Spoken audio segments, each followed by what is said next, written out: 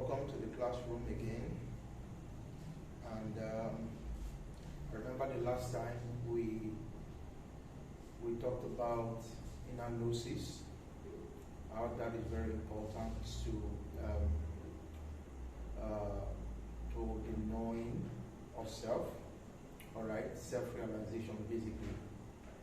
But today we're going to be addressing some things, although everything is intertwined, all right. So I expect, or I urge you to keep track of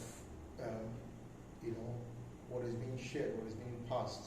As far as this, I think this is a personal classroom, all right, and you can always make your comments, as to the things we share, all right, and of course, do not fail to indicate where you do not properly understand. Okay, I will always come back, or I will always write a notes, to clarify myself on some point that you may not, maybe you didn't get quite all right. But in this class, we're going to be addressing some things, all right, and specifically, we're going to be talking about the soul. The soul, all right, understanding the soul for creation, all right, and the miraculous. I won't fail to put this. Miraculous, all right? Of course, you know what I'm talking about. Understanding the soul for the miraculous, understanding how to, understanding the foundation for the miraculous, the foundation for creation, all right? These are important, okay? So let's see how we can lay a foundation that will help you, all right? But then I'm going to be basically, talking about some things I have already written down, okay?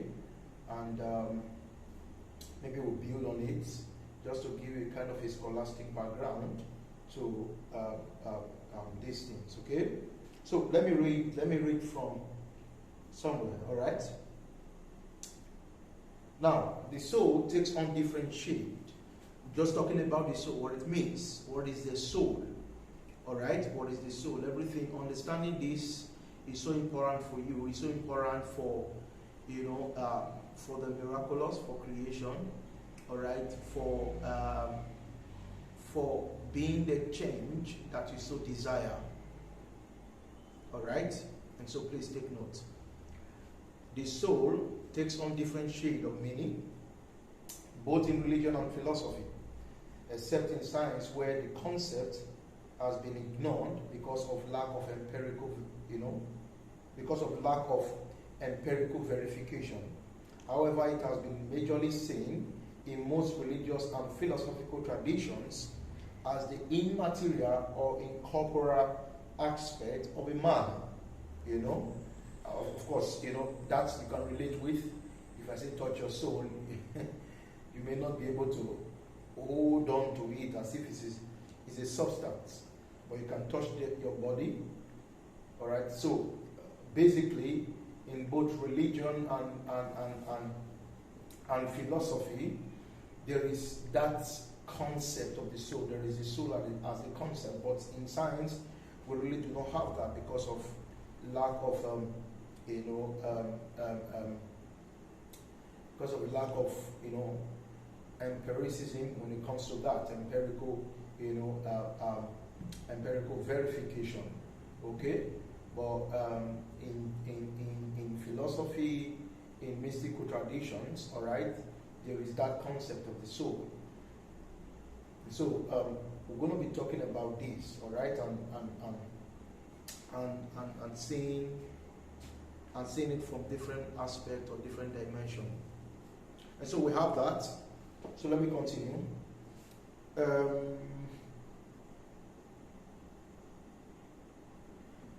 Alright, now it has been seen as an immaterial and corporal aspect of a man, particularly in Judaism. It has been viewed as an inward principle. Please take note of this. As an inward principle. The soul as an inward principle, alright, of vital breath. So we are having inward principle or of vital breath.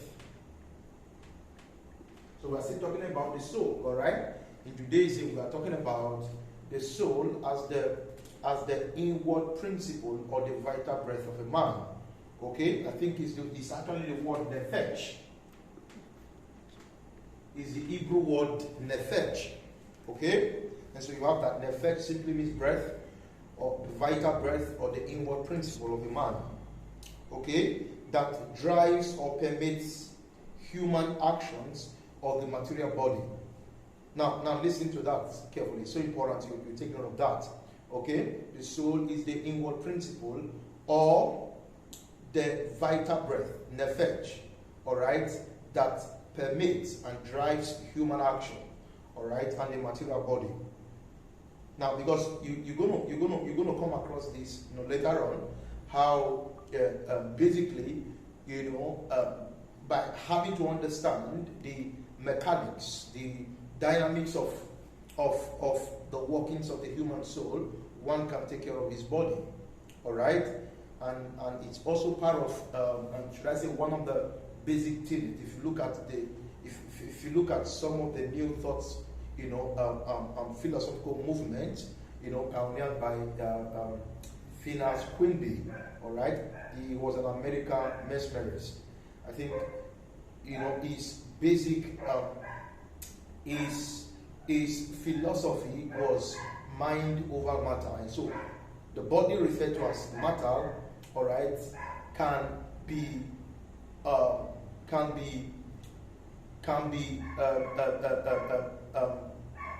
you can basically take an oversight. You can deal with whatever condition, alright, that your body is in, simply from the place of the human mind, alright. And so this is what you find here when we are having soul, the nefesh, alright, nefesh, the vital breath or the inward principle, okay, the vital breath, inward principle, nefesh, alright, that permits, alright, and that permits human action, that drives human action on the material body.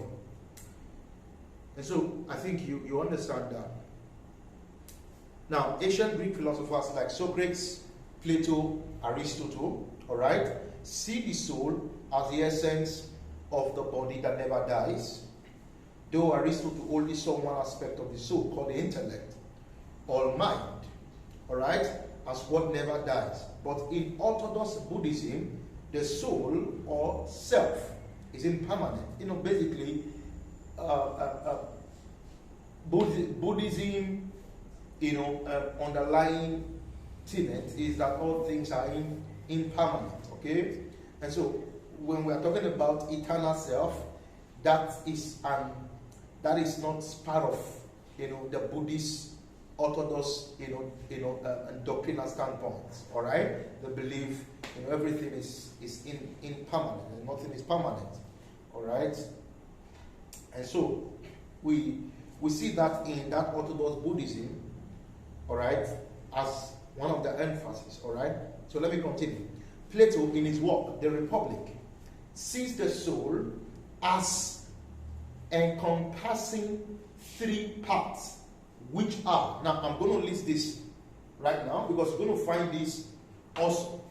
We're going to find this in other mystical thought, okay? And basically, when we're talking about, when we're sharing some things like this, okay,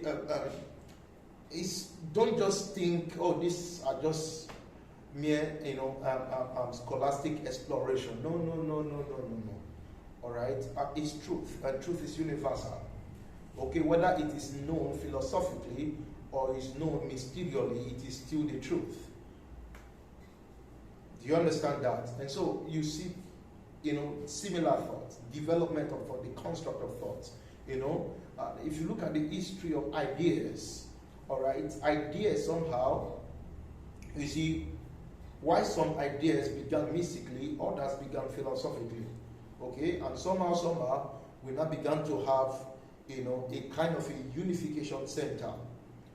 Do you understand that? Yes, we began to have that, the development of that, and we had people who began to unite ideas of understanding of truth and reality at different time and in different ages. Okay, and one of the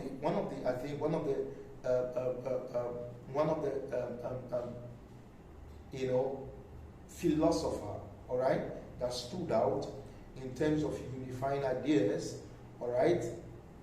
When I mean ideas, I'm talking about both philosophical and mystical ideas. All right, we're talking about philo. Philo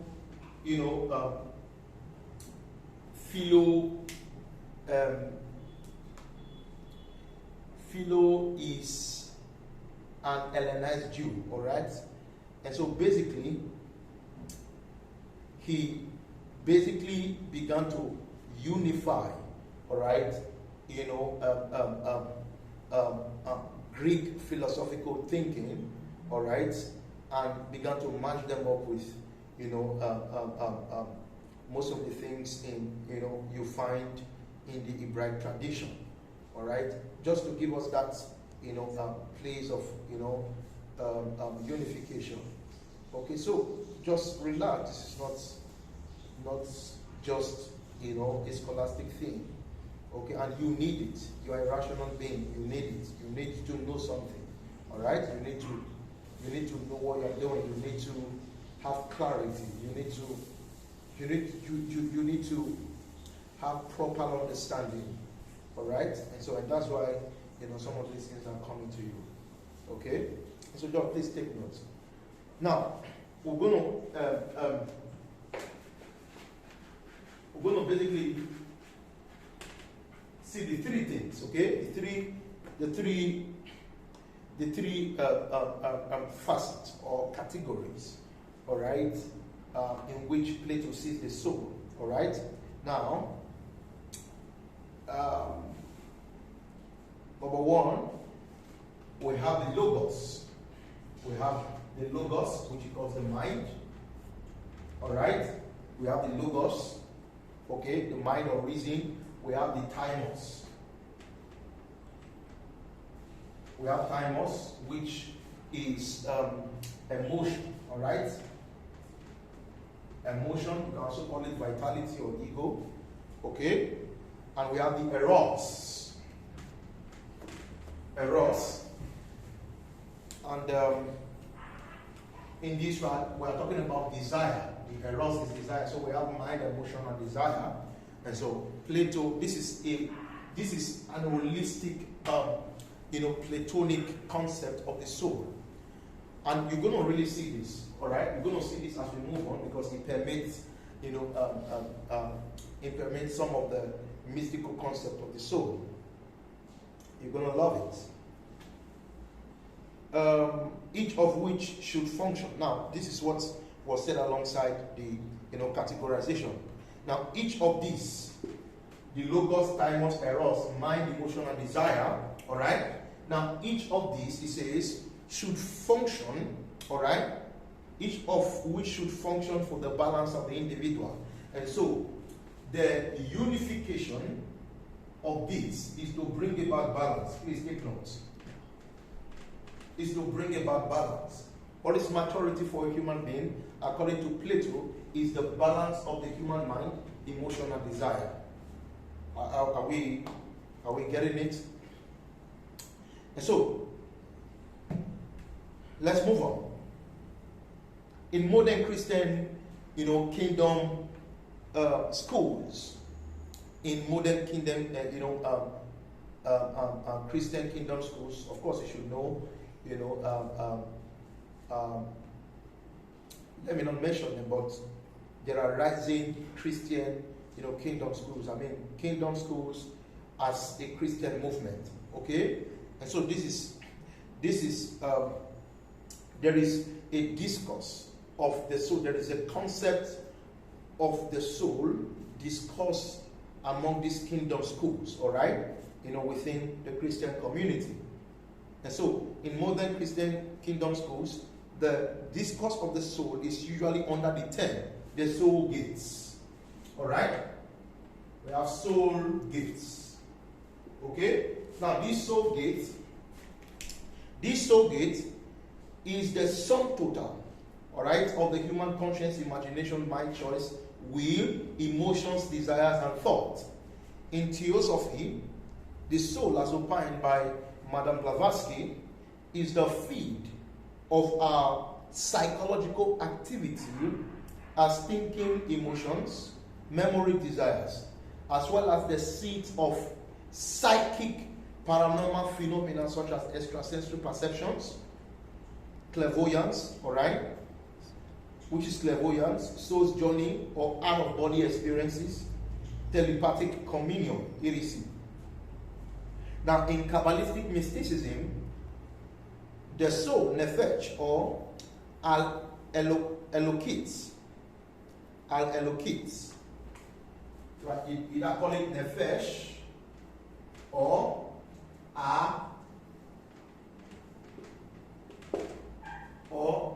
al-elokit. Okay? Now, I think this is taking some time. Let's just enjoy the flow, okay?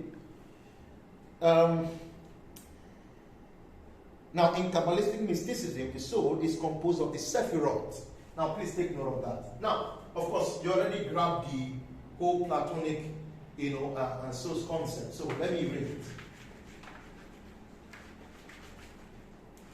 All right? And so, in Kabbalistic mysticism, the soul, nefesh, and elokit, okay, is composed of the Sephiroth.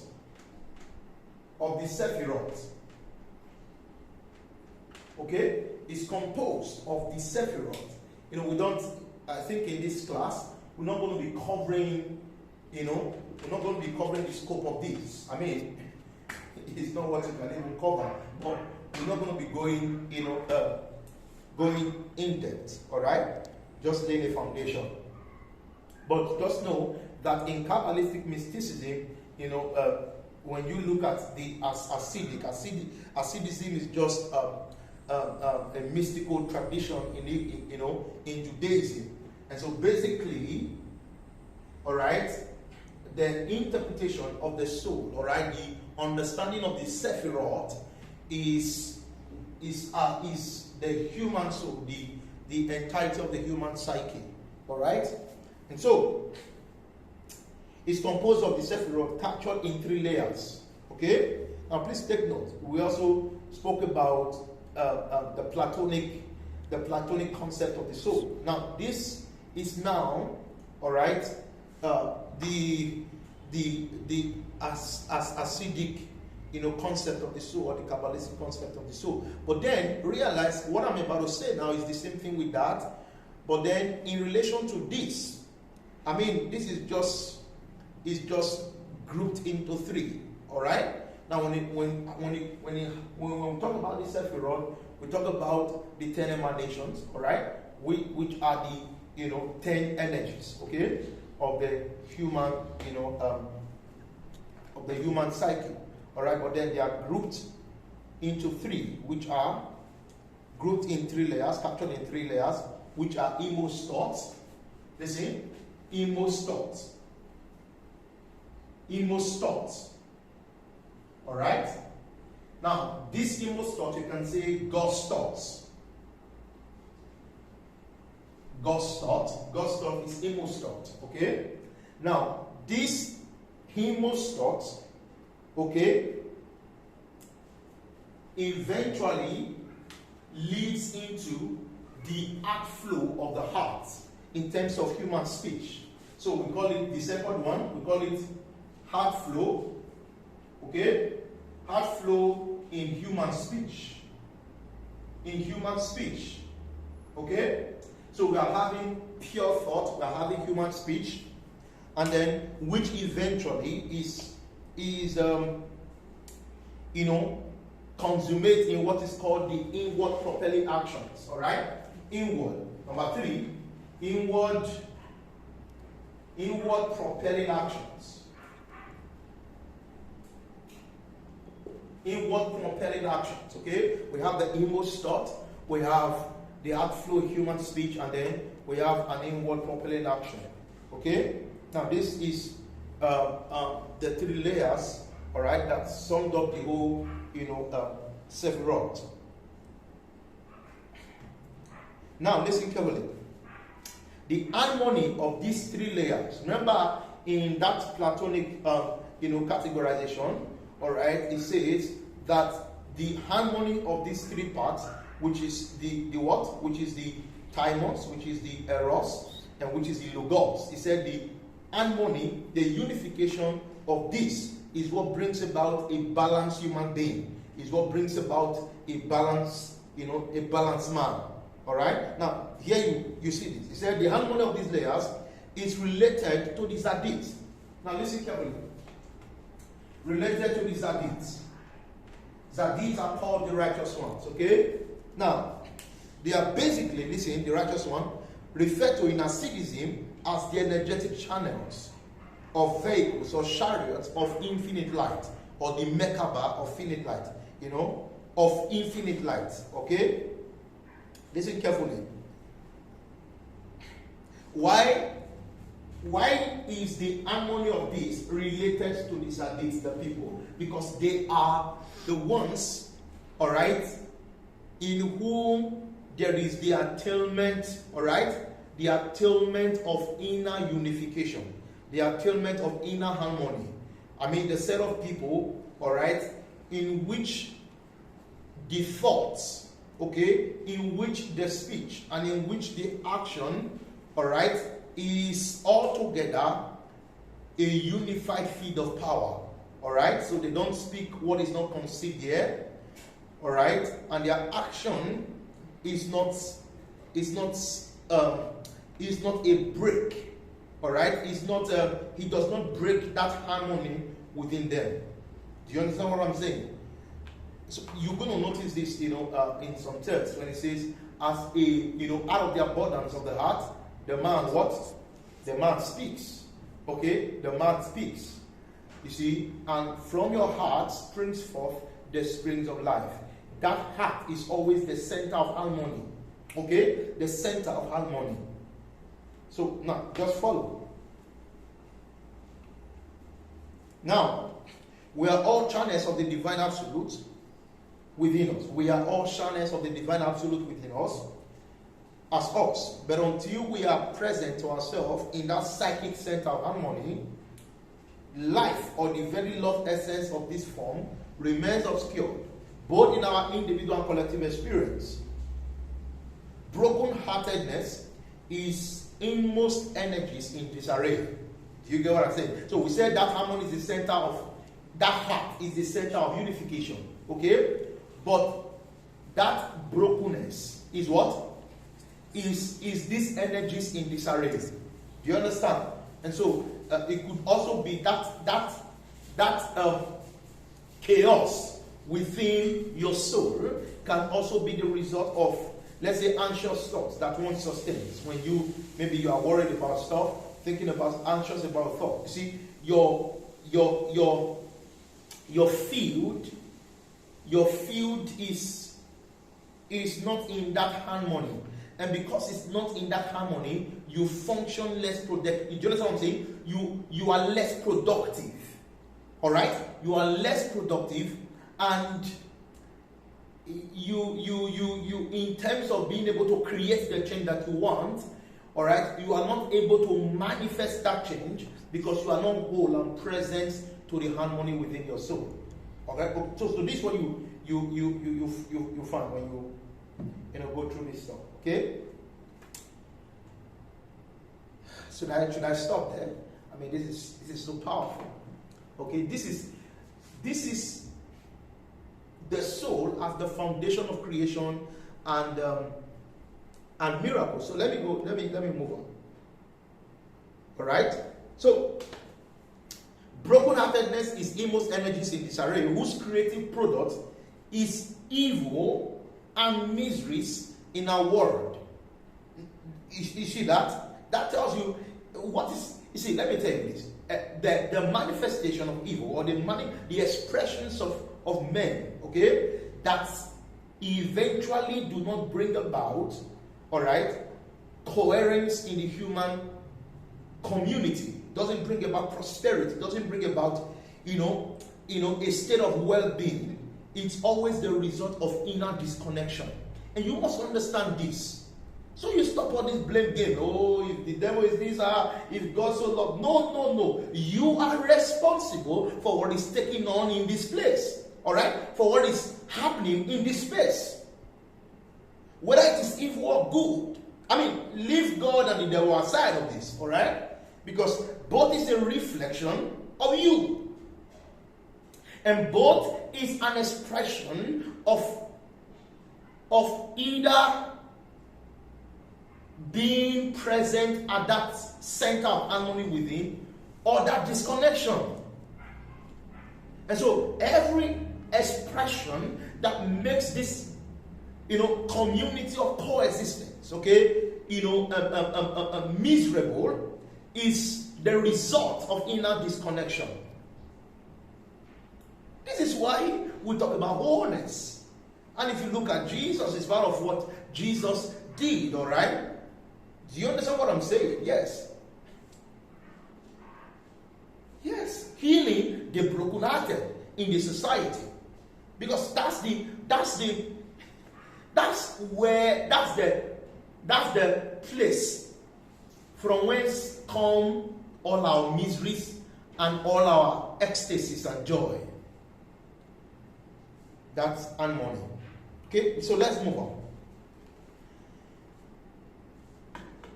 Now, brokenheartedness is Emo's energies in disarray, whose creative product is evil and miseries in our world. It permeates every aspect of human miserable experience in our society, from the individual to the nation at large.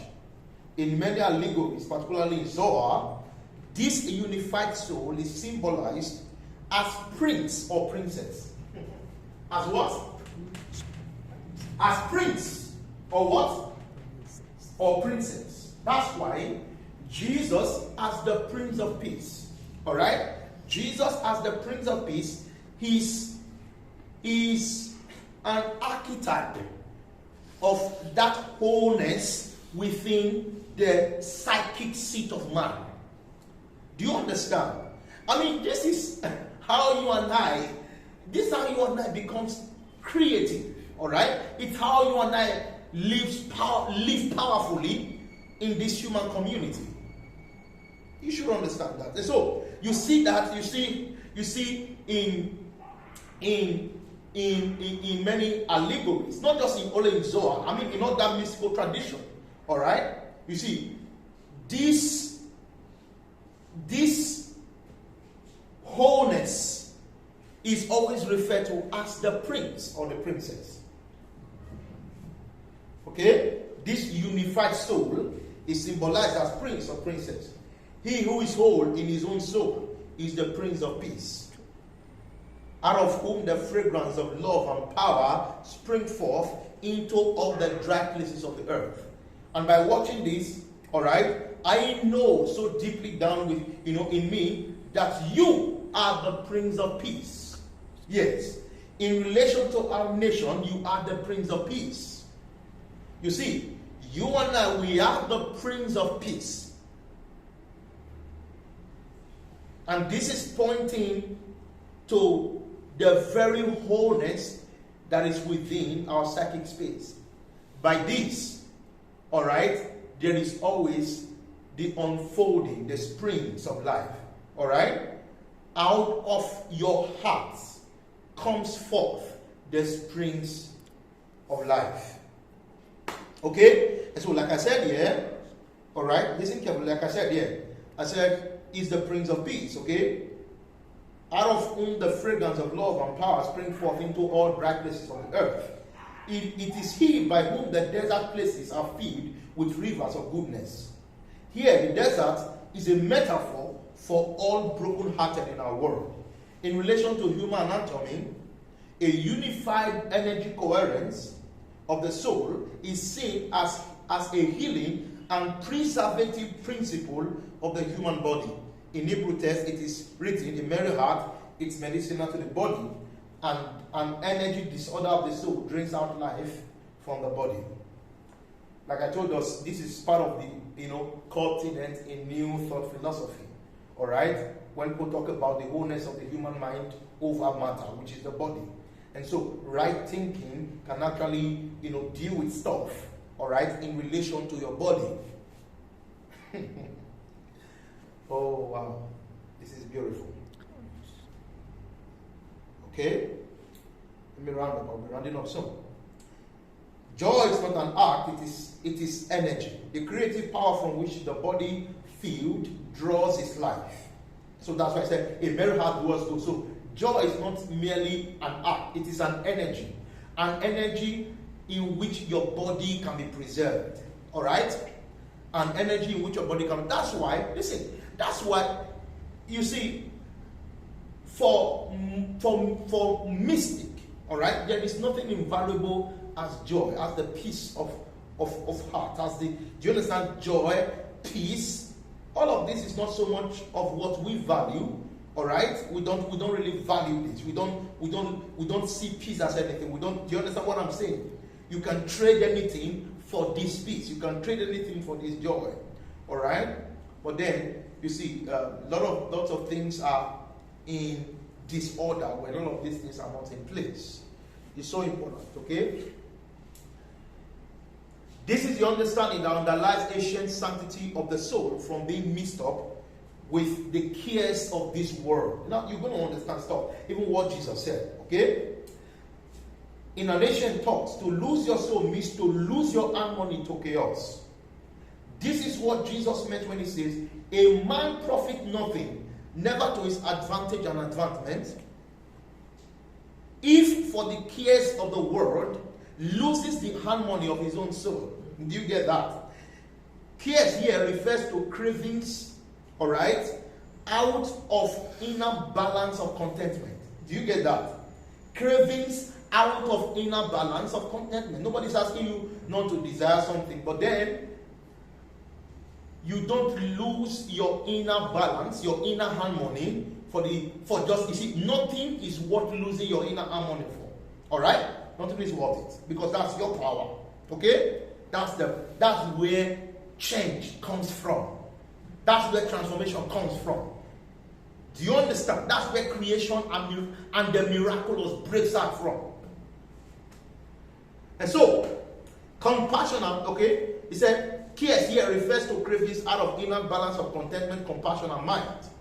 The merry heart as energy coherence is not a result of passing thought or a reactive disposition to occurring event, but energy resulting from the flash of light on the inside. This is the binary understanding in the Sephiroth that awakens joy. Oh wow, this is beautiful. What shall it profit a man? You would think it's an afterlife thing, but it's now. It's now. Nothing worth losing your inner harmony. Okay?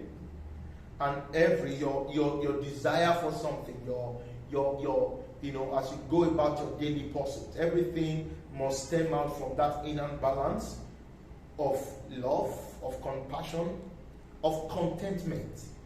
All right? And this is true mind. When you lose this harmony, you are truly powerless for anything. And so, this is what I'm going to talk, I will stop here for now about the soul. Maybe probably will continue later. All right?